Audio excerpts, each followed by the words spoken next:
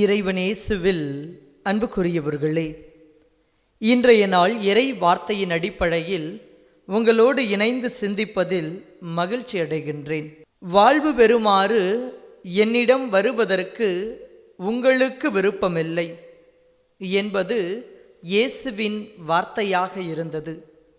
வாழ்வு தருகின்ற மனிதரிடம் செல்வதற்கு ஆசையற்றவர்களா நாம் என்ற கேள்வியை இன்று நாம் நம் உள்ளத்தில் எழுப்பி பார்க்க அழைக்கப்படுகின்றோம். சபையுரையாளர் புத்தகம் 3ஆம் அதிகாரம் 1ஆம் வசனத்திலிருந்து இவ்வாறு வரும்: இவ்வுலகில் நடக்கின்ற ஒவ்வொன்றுக்கும் ஒரு நேரம் உண்டு, ஒவ்வொன்றிற்கும் ஒரு காலம் உண்டு. பிறப்புக்கு ஒரு காலம், இறப்புக்கு ஒரு காலம், நடவுக்கு ஒரு காலம், அறுவடைக்கு ஒரு காலம், சிரிப்பதற்கு ஒரு காலம், அழுவதற்கு ஒரு காலம் என உலகில் நடக்கிற அத்துணை நிகழ்விற்கும் ஒரு காலம் உண்டு என்பதை இறை வார்த்தை எடுத்துரைக்கும். இவ்விறை வார்த்தையின் அடிப்படையில் தர்ம செயல்களாலும் தவ முயற்சிகளாலும் இயேசுவின் பாடுகளை சிந்திப்பதற்கும் நம் வாழ்வை நெறிப்படுத்துவதற்குமாக அழைப்பு விடுக்கின்ற தவ காலத்தின் 4ஆம் வாரத்தின் வியாழக்கிழமையில் நாம் பயணித்து கொண்டிருக்கிறோம். இந்த தவக்காலம் என்பது ஆண்டவர் இயேசு கிறிஸ்து நமக்காக சிந்திய இரத்தத்தையும் அவர் செய்த தியாகத்தையும் நினைவு கூர்ந்து அவரின் வலியோடும் வேதனையோடும் நமது வாழ்வில் இருக்கின்ற அத்துணை தீமைகளையும் ஒப்பிட்டு பார்த்து நம் வாழ்வை நெறிப்படுத்தி கொண்டு இந்த கடவுளின் பாதையில் அனுதினமும் பயணிக்கக்கூடிய மனிதர்களாக நாம் இருக்க வேண்டும் என்பதை இந்த தவக்காலம் நமக்கு எடுத்துரைக்கிறது. இந்த தவக்காலம் தகுந்த காலம் என்பதை உணர்ந்து நம் வாழ்வை நெறிப்படுத்தி கொள்வதற்காகவே ஒவ்வொரு நாளும் இறை வார்த்தையின் அடிப்படையில் நமது வாழ்வை சீர்தூக்கி பார்ப்பதற்கு திரு அவை அழைப்பு விடுக்கிறது. இன்றைய முதல் வாசகத்தில் இஸ்ரேல் மக்களை குறித்து நாம் வாசிக்க கேட்டோம். எகிப்தில் அடிமைகளாக கிடந்த அந்த மக்களை, அவர்களின் அழுகுரலையும் அவர்களின் கண்ணீரையும் கண்டு அவர்களின் குரலுக்கு செவி கொடுத்தவராய் மோசே வழியாக கடவுள் அவர்களை எகிப்து நாட்டிலிருந்து அழைத்து செல்லுகின்றார். நாட்டிலிருந்து வெளியேறி செங்கடலை அடைந்த போது பார்வோன் மன்னன் மீண்டுமாக அவர்களை பிடித்து வருவதற்கு தன் படைகளை அனுப்பிய போது எங்கு செல்வது என தெரியாமல் திகைத்திருந்த நேரத்தில் கடவுள் செங்கடலை 2ஆக பிரித்து அவர்களை உலர்ந்த தரையில் நடக்க வைத்து பார்வோனின் படைகள் அனைத்தும் நீரில் மூழ்கும் வண்ணம் அவர்களை காப்பாற்றினார் என்பதை விவிலியத்திலிருந்து அறிந்து கொள்கின்றோம். இவ்வாறு ஆண்டவரால் பாதுகாக்கப்பட்ட இந்த இஸ்ரேல் மக்களுக்கு இறைவன் பகலில் மேகத்தூணாகவும் இரவில் நெருப்பு தூணாகவும் இருந்து கேட்ட போதெல்லாம் அவர்கள் கேட்பவற்றையெல்லாம் அவர்களுக்கு கொடுத்து அவர்களை பாதுகாத்து வந்தார். என்னதான் ஆண்டவரின் பராமரிப்பிலும் பாதுகாப்பிலும் அவர்கள் இருந்தாலும் தங்கள் வாழ்வை இந்த கடவுளுக்கு உரிய வாழ்வாக அமைத்து கொள்ள தவறியவர்களாக தங்களுக்குள்ளாக பலவிதமான தீய செயல்களை முன்னெடுத்து கொண்டே இருந்தார்கள். இந்த தீய செயல்களின் நிமித்தமாகத்தான் அழைத்து வந்த அத்துணை பேரையும் மலைக்கு கீழே விட்டுவிட்டு மலையில் ஏறி சென்று சீனாய் மலையில் கடவுளோடு உரையாடி மோசே 10 கற்பனைகளை பெற்று வருகிறார். இந்த 10 கற்பனைகளுமே அந்த மக்களிடத்தில் காணப்பட்ட தவறுகளை மையப்படுத்தி உருவாக்கப்பட்ட சட்டங்கள் என்பதை நாம் உணர்ந்து கொள்ள முடியும். கடவுளிடத்தில் சென்று இவர்களின் வாழ்வை நெறிப்படுத்துவதற்கான வாழ்வுக்கான நெறிமுறைகளை வாங்கி கொண்டு கீழே இறங்கி வந்து பார்க்கிற போது அங்கு மோசே திகைத்து போகின்றார். காரணம், எந்த கடவுளின் துணையோடு இவர்களை அழைத்து வந்து இந்த மலையின் அருகே அவர்களை அமர வைத்துவிட்டு இந்த இறைவனோடு உரையாடச் சென்றாரோ, இந்த இறைவனை புறம் தள்ளிய மனிதர்களாக தங்களுக்கென தங்களிடம் இருக்கின்ற பொன்னை வைத்து ஒரு கன்றுக்குட்டி சிலையை வடிவமைத்து இந்த சிலைதான், இதுதான் இறைவன், இந்த இறைவன் தான் தங்களை எகிப்து நாட்டிலிருந்து மீட்டு வந்தார் என்று சொல்லி கடவுளை புறம் தள்ளிவிட்டு தங்கள் கையால் உருவாக்கிய அந்த கைவினை பொருளை கடவுளாக பார்க்கின்ற மனிதர்களாக தங்கள் வாழ்வை அவர்கள் மாற்றிக்கொண்டார்கள். இவர்களின் வாழ்வு தடம் புரண்டிருப்பதை அறிந்து கடவுள் அவர்கள் மீது கோபம் கொண்ட போது இவர்களை நான் அழித்தொழிக்கப் போகிறேன் என்று சொல்லிய போது மோசே கடவுளோடு உரையாடுகிறார். பொதுவாக நாம் நினைத்து கொள்வது உண்டு, கடவுளின் திட்டங்களை மாற்ற மனிதனால் இயலாது என்று. ஆனால் கடவுளின் திட்டத்தை மாற்றுவதற்கு வலிமை மனிதர்களிடத்தில் உண்டு என்பதை மோசேவின் வாழ்விலிருந்து நாம் உணர்ந்து கொள்ள முடியும். மோசே இஸ்ரவேல் மக்களுக்காக கடவுளிடத்தில் பேசுகின்றார். எகிப்திலிருந்து இந்த மக்களை நீர் அழைத்து வந்தது இந்த பாழை நிலத்தில் இவர்களை கொன்றொழிப்பதற்காக என அந்நியர்கள் பேசுவதற்கு இடம் கொடுத்து விடாதீர் என்று சொல்லி, இந்த மக்கள் தவறிழைத்து விட்டார்கள், ஆயினும் நீங்கள் செய்வது தவறு என்பதை சுட்டிக்காட்டி அவர்கள் மனம் மாற்றத்திற்கு நான் உதவுகிறேன் என்று சொல்லியவராய் இந்த மக்கள் மீது கோபம் கொள்ள வேண்டாம் என்று இவர்களுக்காக பரிந்து பேசி, அதன் அடிப்படையில் இந்த மக்களிடையே வந்து கடவுளுக்கு எதிராக உங்கள் வாழ்வை அமைத்துக் கொள்ளாதீர்கள் என்று சொல்லி கடவுளுக்குரிய மக்களாக அவர்களை மாற்றுவதற்கான முயற்சியில் மோசே ஈடுபட்டதை விவிலியத்திலிருந்து அறிந்து கொள்கிறோம். எப்படி மோசேவால் கடவுளின் திட்டத்தை மாற்றி போட முடிந்தது என்று யோசிக்கிற போது, இந்த மோசே பெரிய அளவிற்கு திறமை படைத்த ஒரு மனிதன் அல்ல. பார்வோன் மன்னனுக்கு பயந்து போய் ஓடி ஒளிந்திருந்தவர். ஆனால் இந்த கடவுளின் துணையோடு இந்த பார்வோன் மன்னனை சந்திக்க வந்தார்.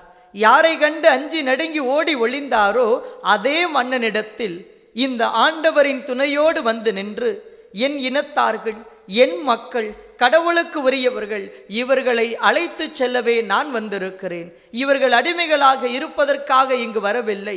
இவர்களை அடிமைப்படுத்துதல் கூடாது என்று சொல்லி அவர்களுக்கு விடுதலையை தருகின்றவராக கடவுளின் துணையோடு பல வல்லச் செயல்களை புரிந்தவராய் அவர்களை அவ்விடத்திலிருந்து அழைத்து சென்றவர். இந்த மோசேவின் வாழ்வு கடவுளுக்கு உகந்த ஒரு வாழ்வாக இருந்தது.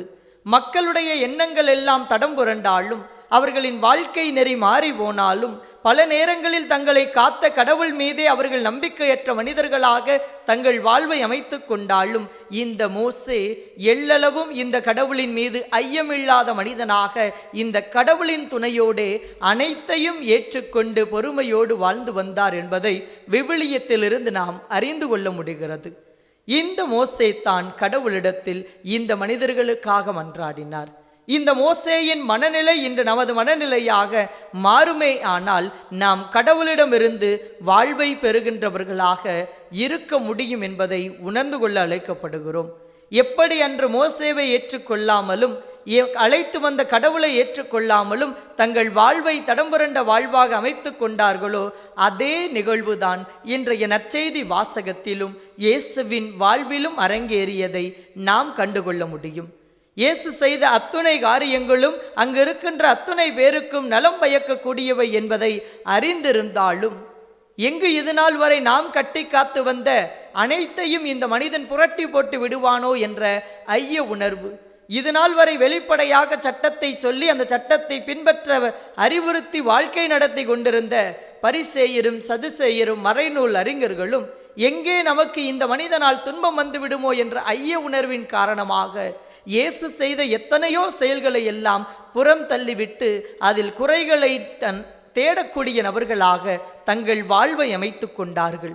பல நேரங்களில் இந்த இயேசுவினிடத்தில் நீர் இறைமகன் தானா, எங்களுக்கு அடையாளத்தை காட்டும் என்று சொல்லி அவரிடத்தில் அடையாளத்தை கேட்டபோது அவர், நான் உங்களுக்கு அடையாளங்களை தரமாட்டேன், யோனாவிற்கு தந்த அடையாளத்தை தவிர வேறு அடையாளம் உங்களுக்கு தரப்பட மாட்டாது என்று சொல்லி, ஆனால் நான் மெசியா, விண்ணிலிருந்து வந்தவன், தந்தையின் விருப்பத்தை நிறைவேற்றுபவன், நான் செய்கிற அத்தனையும் தந்தை எனக்கு சொன்னவை என்று சொல்லி இந்த சமூகத்திற்கு நலமானதை முன்னெடுத்து செல்லுகின்ற மனிதனாக இயேசு தன் வாழ்வை அமைத்து கொண்டார்.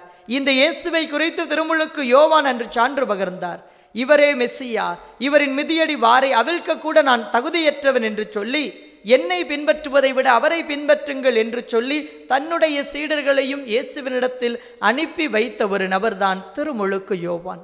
இயேசு திருமுழுக்கு பெற்றபோது விண்ணிலிருந்து கடவுளின் ஆவியானவர் இயேசுவின் மீது இறங்கி, இவரே என் அன்பார்ந்த மகன் என்று உரைத்தார்.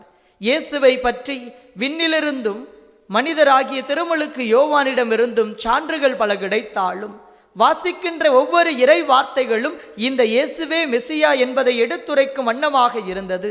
இவ்வாறு இறைவாக்கும் என்னை சான்று பகருகிறது என்று இயேசு சொல்லி இருந்தாலும், இவை அனைத்தையும் புறம் தள்ளிவிட்டு என்னை நீங்கள் கடவுளுக்குரியவன் என ஏற்றுக்கொள்ள வேண்டுமாயின் அதை வெளிப்படுத்துவது எனது செயல்கள் என்று எண்ணியவராய், தன்னை சுற்றி இருந்தவர்கள் தனக்கு எதிராக குழிபறித்தாலும் தன்னை விட்டுவிட்டு ஓடி போனாலும், எப்போதும் தன்னிடம் குறை காண வேண்டும் என்ற எண்ணத்தோடு பயணம் செய்திருந்தாலும், அத்துணை நபர்களையும் அவர்களின் வாழ்வு மேம்படுவதற்கான வழிகளை கற்பிக்கின்ற ஒரு மனிதனாகவே இருந்தார்.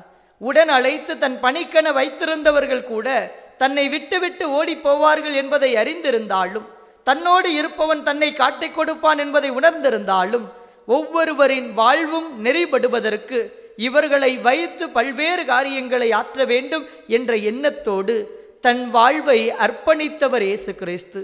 எத்தனையோ புதுமைகளை அவர் நிகழ்த்திய போது அவரை செய்ய விடாமல் தடுக்க முயன்ற அந்த பரிசேயர்களிடத்தில் தன் கேள்வியாலும் பேச்சாற்றலாலும் அவர்களின் வாயை அடைக்கச் செய்த இயேசு கிறிஸ்துவால் பிலாத்துவின் முன்னால் நிற்கின்ற போது தன்னை காத்துக்கொள்ள இயலாத ஒரு மனிதன் அல்ல. ஆனால் பிலாத்துவின் முன்னிலையில் நிற்கின்ற போது ஒரு கத்தாத செம்மறி போல, என்னுடைய இழப்பின் மூலமாக, என்னுடைய உயிரை பறிப்பதன் மூலமாக இந்த மனித சமுதாயம், ஒரு மனிதன் இந்த மண்ணில் எப்படி வாழ வேண்டும் என்பதை உணர்ந்து கொள்ளட்டும் என்று தன்னையே கையளிக்கின்ற ஒரு மனிதனாக இயேசு இருந்தார். தன் வாழ்வில் எதையெல்லாம் சொல்லினாரோ அதற்கு செயல் வடிவம் கொடுக்கின்ற ஒரு மனிதனாக சிலுவையில் தொங்குகிற போது கூட தனக்கு எதிராக இத்தகைய தீங்கினை முன்னெடுத்த நபர்களை எல்லாம் மன்னித்து அவர்கள் மீது கடவுளின் இரக்கம் காட்டப்பட வேண்டும் என்பதற்காக மன்றாடக்கூடியவராக இந்த இயேசு இருந்தார். இந்த இயேசுவை பின்பற்றக்கூடிய நீங்களும் நானும் வாழ்வு பெற வேண்டுமாயின் இந்த இயேசுவை போலவே நமது வாழ்வும் அமைய வேண்டும். எப்படி இயேசுவின் செயல்கள் அனைத்தும் தந்தையின் விருப்பத்தை இம்மண்ணில் நிறைவேற்றியதோ, அதுபோல உங்களுடையதும் என்னுடையதுமான செயல்கள் அனைத்தும் இந்த மண்ணில் இயேசுவை பிரதிபலிக்கின்ற செயல்களாக இருக்க வேண்டும். தவக்காலத்தில் எத்தனையோ தவ முயற்சிகளை மேலெழுக்கிக் கொண்டு நம் வாழ்வை நாம் நெறிப்படுத்தி கொண்டிருக்கிறோம். தவக்காலம் 40ஆம் நாள் முடிவு பெறும், அன்றோடு நாம் மேற்கொள்ளுகின்ற தவ செயல்களும் முடிவு பெறும் என்பது அல்ல.